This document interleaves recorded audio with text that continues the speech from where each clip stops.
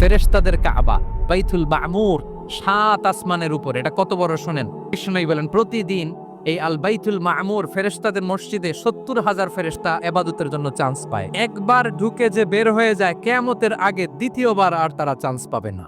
ওইটা শেষ। এরপরে সিদরাতুল মুনতাহা সীমান্ত বৃক্ষ, এটা আরো বড়। ফেরেশতাদের জ্ঞান সীমানা ওইখানেই শেষ। এর উপরে কি হয় ফেরেশতারা আর জানে না। সিদরাতুল মুনতাহার এরিয়া শেষ, এরপরে শুরু হয় আল্লাহুল মাহফুজ, কোরআনের বাড়ি। এটা মিন দুররাতিন বাইদা, সাদা ঝকঝকে ডায়মন্ড দিয়ে আল্লাহ বানাইছে। আমাদের সবার তাকদীর ভাগ্যলিপি ওইখানে লেখা। ওইটা শেষ, এরপরে শুরু হয় লা জামান লা মাকান এরিয়া। ওইখানে কোনো জামান নাই, মাকান নাই, no time no space area শুরু। ওইখানে কুরসি, যেখানে আল্লাহ পা রাখেন বা কুদরতি পা রাখেন। বড় রাজা বাদশারা সিংহাসনে বসে পা রাখে একটা টেবিলের উপর, শাহী টেবিল, ওইটার নাম কুরসি। আল্লাহ বলে ওয়াসিআ কুরসিয়ুহুস সামাওয়াত ওয়াল আরদ। আল্লাহর এই কুরসিটা এতক্ষণ যা বললাম এই সবগুলার চাইতে